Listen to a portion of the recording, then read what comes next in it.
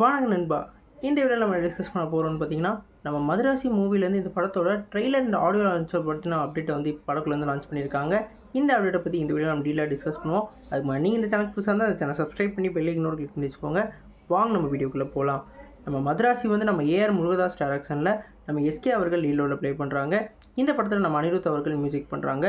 இப்போ இந்த படத்தோட ஆடியோ அண்ட் ட்ரெய்லர் லான்ச்சை பற்றி ஒரு நியூ போஸ்டரோடு அறிவிச்சிருக்காங்க. இந்த படத்தோட ஆடியோ அண்ட் ட்ரெய்லர் லான்ச்சை 24ஆம் தேதி வந்து லான்ச் பண்ண போகிறதா இப்போ அப்டேட் கிடச்சிருக்கு. குறிப்பாக சொல்லணும்னா ஆடியோ லான்ச் நடந்துக்கிட்டு இருக்கே ட்ரெய்லரை வந்து லான்ச் பண்ண போகிறதா தெரியுது. இது எல்லாரோட ப்ரொசீஜர் முன்னாடி எல்லா படத்துலையும் இந்த ஃபார்மேட் தான் பயன்படுத்திக்கிட்டு இருக்காங்க. இப்போ வந்து இந்த படத்தோட அஃபீஷியலான அனௌன்ஸ்மெண்ட் மூலமாக 24ஆம் தேதி ஆடியோ லான்ச் நடக்க போகுது. மேபி 7 or 8க்கு வந்து இந்த படத்தோட ட்ரெய்லரை வந்து லான்ச் பண்ண போகிறதா தெரியுது.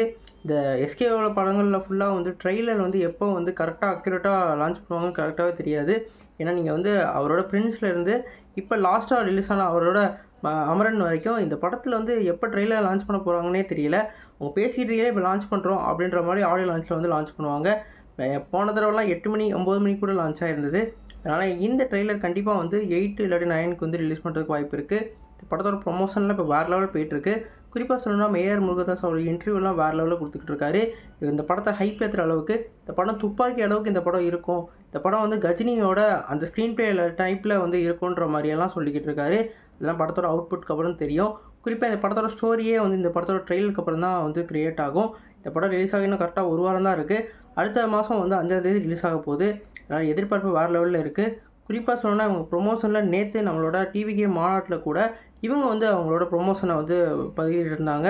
நம்ம ஏற்கனவே வந்து 2வது மாநாட்டில் வந்து நம்ம டிவிகே அப்போ அமரன் படத்தோட ப்ரொமோஷனை இப்போ சைடில் போட்டுட்ருந்தாங்க. இப்போ வந்து இந்த படத்தோட ப்ரொமோஷனை சைடில் போடுறாங்க. அதனால் இந்த படமும் அந்தளவுக்கு பிளாக் பஸ்டர் ஆகுமான்னு சொல்லி நம்ம வெயிட் பண்ணி தான் பார்க்கணும். குறிப்பாக சொன்னால் இந்த வருஷம் வந்து எந்த ஒரு பெரிய ஸ்டாரோட மூவி வந்து அவ்வளோவா சக்ஸஸை வந்து அடையலை. குட் பேட் அக்லியே தவிர மிச்சம் எந்த படத்துக்கும் வந்து அவ்வளோவா வந்து க்ரேஸ் கிடைக்கல. இப்போ லாஸ்ட்டாக ரிலீஸ் ஆன கூலி வரைக்குமே நெகட்டிவ் ரிவ்யூஸ் நிறையா வந்துக்கிட்டு இருக்குது. இந்த படத்தில் 1000 கோடி அச்சீவ் பண்ணணும்னு சொல்கிறாங்க. ஆனால் அந்த படம் 500 கோடியவே தொடுறதுக்கு ரொம்ப கஷ்டப்பட்டுக்கிட்டு இருக்குது. இப்போ இந்த படத்துக்கு வந்து லாஸ்ட் ஸ்கோப்பாக வந்து வச்சுருக்காங்க. இதுக்கப்புறம் மேபி எந்த ஒரு பெரிய படமும் கிடையாது. டேரெக்டாக ஜனநாயகம் தான், அதுவும் அடுத்த மாதம் பொங்கல் தான். அதனால் அடுத்த வருஷத்துக்கு தானே அந்த எதிர்பார்ப்பு தான் இருக்கும். இந்த வருஷத்தில் ஒரு மெகா பிளாக் பஸ்டரான மூவி இன்னும் அமையலை. அது இந்த படமாக இருக்குமா நம்ம வெயிட் பண்ணி பார்ப்போம். நீங்கள் இந்த அப்டேட்டை பற்றி நிறைய கமெண்ட் பண்ணுங்கள். இந்த சேனலுக்கு புதுசாக இருந்தால் சப்ஸ்கிரைப் பண்ணுங்கள்.